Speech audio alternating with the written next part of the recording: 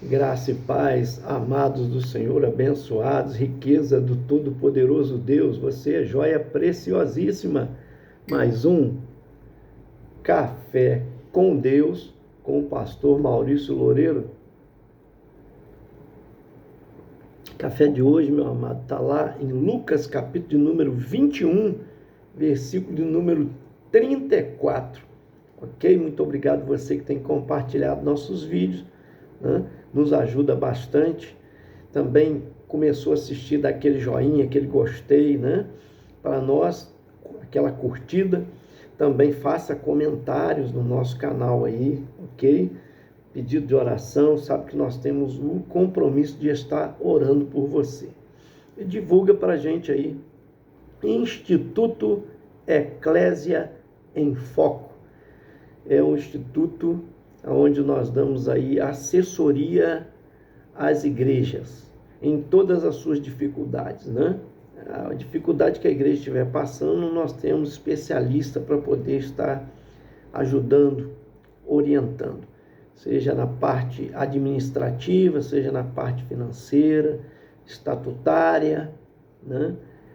Seja na parte de crescimento, de evangelização, de marketing, né? Jurídica, tá? Qualquer que for a área familiar e até psicológica da sua liderança. Que Deus abençoe, ok? Instituto Eclésia em Foco. 32 é o nosso DDD, 988154389. Ontem eu já tive uma triagem com uma igreja para a gente estar iniciando aí um trabalho, né, na sua necessidade, ok? Atendendo a sua necessidade e com uma visão, né,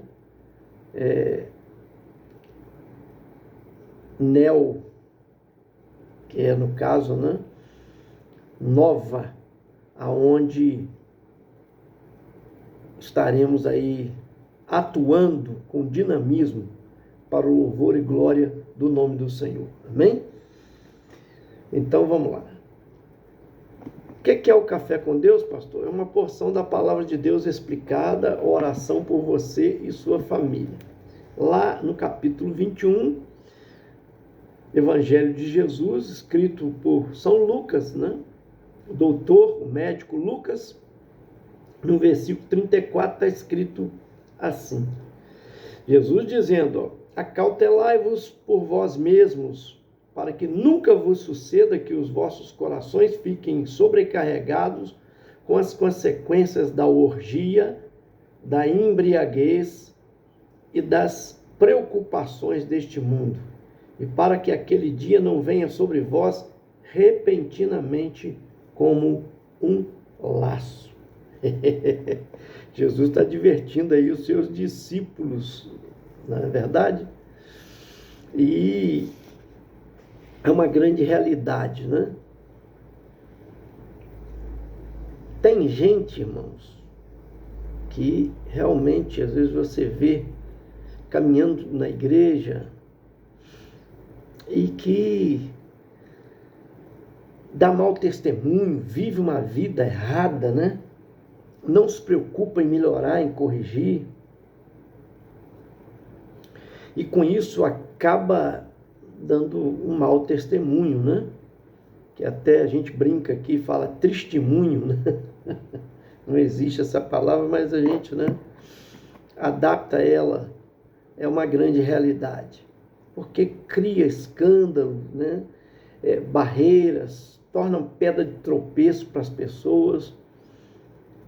Abraham Lincoln já dizia, né, que foi um grande presidente, inclusive, que levantou os Estados Unidos da América, um homem temente a Deus. Ele dizia, você pode enganar todas as pessoas durante algum tempo, ou enganar algumas pessoas o tempo todo, mas você não pode enganar todos, ou todas as pessoas o tempo todo, certo? Ou você consegue enganar todos, né, todas as pessoas durante algum tempo, ou você pode enganar todas as pessoas durante algum tempo apenas. ou algumas pessoas durante todo o tempo, né? Algumas pessoas, mas todas as pessoas o tempo todo você não consegue. Ou seja, uma hora a casa cai, uma hora é descoberto. Jesus contou uma parábola, né, sobre um homem que semeou trigo na sua terra, mas você sabe a história, veio o inimigo à noite e jogou a semente, ninguém estava vendo, todo mundo dormindo, jogou a semente do joio e nasceram, porque brota-se, é muito parecido, até a planta é parecida do joio com o trigo. Mas os servos fizeram saber ao seu senhor que havia o inimigo semeado à noite aquele joio. E perguntaram: Senhor, o senhor quer que arranque o joio? Diz: não, não arranque, porque as raízes se entrelaçam e ao puxar um, você vai puxar o outro. Ao tirar o joio, você também vai arrancar o trigo. Aguarde até o dia da colheita. E então tiraremos ambos, separaremos o trigo, né, para o celeiro e o joio será lançado no fogo. Jesus estava se referindo ao cristão e ao enganador. Que muitos parecem, né? O trigo, as folhas são muito parecidas, trigo com joio. Mas quem planta, especialista, ele sabe quem é quem. Quem olha de longe não percebe. E brotaram iguais, cresceram, começaram a crescer igual, só que depois há uma diferença. E acontece muito isso dentro da igreja, às vezes pessoas que estão lá, né, e que estão com pecados ocultos e não se consertam. É diferente de uma pessoa que cai, tá? E ela se arrepende dos seus pecados.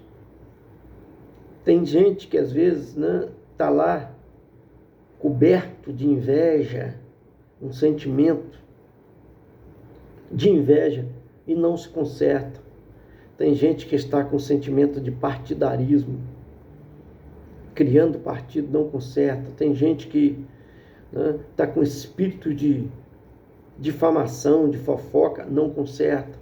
Não quer saber, a notícia chega para ele, não procura saber se é verdade ou não, vai levando para frente, difamando os outros. Um espírito de difamação, não conserta. E Deus odeia isso. Esse é o grande problema. Eu creio na salvação da igreja, não pelo que ela pratica, até porque nós somos justificados pelo sangue de Jesus. Até vi um vídeo esses dias falando sobre isso, né? Uma entrevista na rua, alguém perguntando qual era o requisito que a pessoa acreditava para entrar no céu. Aí a pessoa responde, a mulher pergunta a ele, ele responde. A mulher, como repórter, faz a pergunta e a pessoa responde: a perfeição. Mas tem alguém perfeito na terra que possa ir para o céu? Não, não tem. Mas o que o torna perfeito é o sangue de Jesus que vai justificar. É a morte de Cristo, do seu Filho Jesus Cristo, que nos justifica. Para entrar no céu, só entra perfeito, mas aperfeiçoado pelo sangue de Jesus, pelo sacrifício de Jesus. E é isso, é a realidade. Não vem de nós, não vem das obras para que ninguém se glorie, diz a palavra. Claro que eu tenho que obedecer.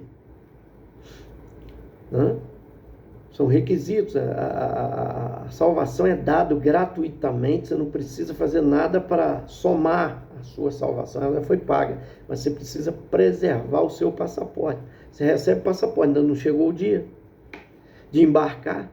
Esse dia pode ser pela morte ou pode ser pelo arrebatamento. Não chegou o dia, mas você tem que preservar seu passaporte. Se você deixar para lá, ficar em um lugar que vai ficar exposto à chuva ou à umidade, vai estragar. Vai ficar exposto ao sol, as intempéries da natureza, vai estragar. Ou mesmo jogado, esquecido, e quando você precisar, você não sabe onde está, e aí? A preservação é a santidade. De vós esperamos coisas melhores, diz a palavra. Coisas que acompanham a salvação. O que acompanha a salvação? A santificação. Certo? A santificação acompanha a salvação. A salvação está na frente, era o primeiro ato que Deus nos dá gratuitamente. E está acompanhando, está indo junto. Onde a salvação vai, a santificação vai junto. Acompanha. Salvação puxa a frente, como eu falei. É como uma escada. Primeiro degrau cá embaixo, que você pisa nele, é a salvação. Depois você vai subindo degraus, que é a santificação. Cada dia você tem que melhorar. Hoje eu tenho que ser melhor do que eu fui ontem.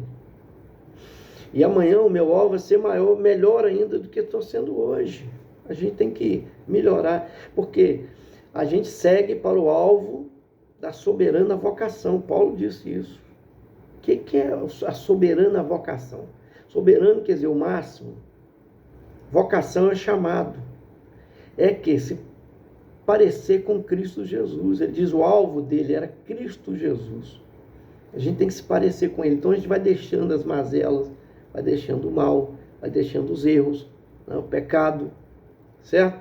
Os embaraços dessa terra. E o Senhor diverte aqui, gente. Pelo amor de Deus, está escrito bem claro, ó, orgia. Então ele diz, olha, cuide. Ele diz, acautelai-vos por vós mesmos. Ele está dizendo, por você mesmo. Para que nunca vos suceda que os vossos corações fiquem sobrecarregados com consequências da orgia. Orgia é o pecado sexual. As pessoas são tentadas constantemente com isso. Né? Sites de pornografia hoje, né? Em celular, no computador, no notebook, na internet em geral, né? Livre acesso. A promiscuidade nas ruas que você vê de pessoas, né? Chamando, intencionando, fazendo, né? Lançando setas. A verdade é essa. Então ele está falando, não, cuidado, está dizendo cuidado com orgia, ele está dizendo com essas consequências da embriaguez, né? Que a pessoa que enche a cara, perde a noção perde o seu equilíbrio, a sã consciência, né? E ele continua dizendo das preocupações deste mundo, porque as preocupações tomam o lugar de Deus. Com coisas materiais, a pessoa se torna materialista. Com a insensibilidade, porque o mundo torna as pessoas insensíveis. É uma realidade. Você, por exemplo, vê em shoppings hoje, olha, irmãos, nada contra cachorro, mas olha só, eu tenho meu cachorro. Já tem 5 anos. Tinha um que tinha 4. Tem 9 anos que eu tenho cachorro. Olha só. É chamado esse cachorro de madame. Não é de cachorro de rua. Fica dentro de casa. Olha só. Você vê, às vezes, no shopping, mais pessoas com cachorro. Claro, shoppings que são permitidos, né? Com cachorros, do que com o pai que está velho, com a mãe que está velha. E muitas das pessoas hoje colocam no asilo os pais, mas o cachorro não, o cachorro fica com ele até morrer. Você está entendendo? Os valores vão invertendo. Eu acabei de te falar, nada contra. O cachorro hoje faz até parte da família das pessoas. Mas a gente não pode trocar o valor de um ser humano que tem uma alma, que é eterno, por um animal que morre e acabou. Não existe céu dos cachorrinhos. Isso é ficção, né? Isso é fábula. Céu dos passarinhos. Não existe. Dos gatinhos. Morreu, acabou o animal. Mas o ser humano não. Aí é que tá, tem uma alma dentro do ser humano. Como é que nós temos tratado? Aí que ele está dizendo, quer dizer, cuide do teu coração. Ele está colocando bem aqui, ó. Cuide de você mesmo, para que não suceda que os vossos corações fiquem sobrecarregados com as consequências da orgia, da embriaguez e das preocupações deste mundo. Tem gente que tem preocupação com o futuro, né? que é que vai ser o amanhã, né? Entra em desespero, trabalha igual um doido para ter condição amanhã. Aí o que acontece? Fica doente porque trabalha demais, perde a vida toda trabalhando para depois cuidar da doença. Ao passo que ele podia estar glorificando o nome do Senhor, mesmo no seu trabalho, tudo tem que ter equilíbrio, né? O trabalho não pode tomar conta da vida da pessoa inteiramente.